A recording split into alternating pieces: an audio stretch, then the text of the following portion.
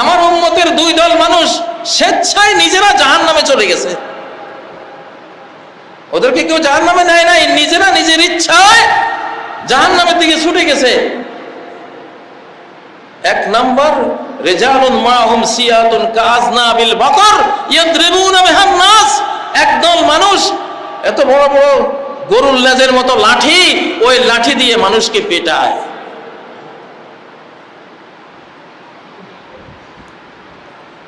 কারা এরকম মানুষকে পিটায়? এরকম বাহিনী আছে না নাই?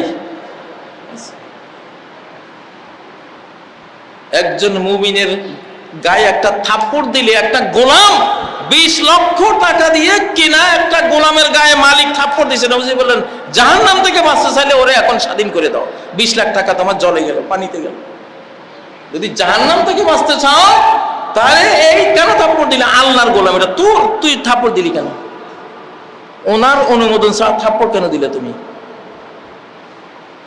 এই নরম হাতে একটা থাপ্পড়ের যদি এই রেশিওটা হয় যে 20 লাখ 30 লাখ টাকা দিয়ে কিনা কীটদাস স্বাধীন করে দিয়ে জাহান্নাম থেকে বাঁচতে হয় মনিবকে, তোরা যে পিটাস এত বড় বড় লাঠি দিয়া, কি অধিকার আছে তোরা আমার উপরে? ইমানদার উপর কি অধিকার? কোন অধিকারে পিটাও? রিয়াদুস সালেহীনের 116 নম্বর থেকে 5-6টা হাদিস পড়ে নেবেন। 116 নম্বর দেখবেন কি ভয়াবহ অবস্থা। আরেকটা দল জাহান্নামে হলো নিসাউন কাসিয়াতুন আরিয়াত।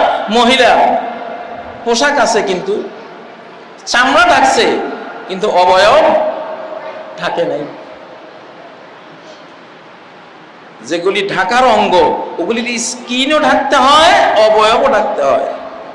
ফুল আমি দেখি মধ্য এশিয়ার যে কাজাকিস্তান, আফগানিস্তান, ইরান, ওইসব মেয়েরা হজে আসে, কি ঢোলা ঢালা ড্রেস, অবয়ব চামড়াও ঢেকেছে, অবয়ব কাঠামো স্ট্রাকচার ফুল ঢেকেছে।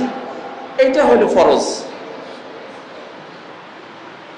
নারীদেরও পুরুষদেরও এরকম ভাবে ঢাকা। পুরুষদের নাভি থেকে হাঁটু পর্যন্ত, নারীদের মাথার তালু থেকে পায়ের তালু পর্যন্ত ফরজ। এটা সম্মানজনক ড্রেস আল্লাহ দিয়েছে মানুষকে। আল্লাহ সেফ রাখতে চেয়েছে, জান্নাতি ড্রেস। কু আনফুসাকুম ওয়া আহলিকুম নারা, নিজেদেরকে বাঁচাও, নিজে ইসলামী শিক্ষা দীক্ষায় চলো, নিজের ছেলেকেও ইসলামী শিক্ষা দীক্ষায় চালাও, নিজের মেয়েকেও ইসলামী শিক্ষা দীক্ষায় চালাও, নিজের স্ত্রীকেও